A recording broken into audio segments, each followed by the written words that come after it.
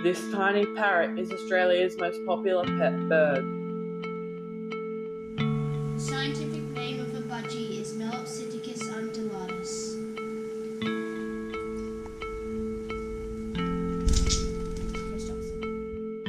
A budgie's diet should be 95% grain, such as birdseed, cooked rice, seedling grasses, and the other 5% should be fruit.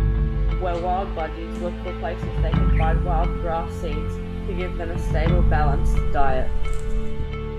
The habitat of a wild budgie consists of scrublands, open woodlands and grasslands, and in dry areas such as Western Australia. Domestic budgies are kept in aviaries and cages. The average lifespan of a budgie in captivity is 5 to 10 years. They rarely live for longer. Budgies are native to Australia. A group of budgies is called a flock.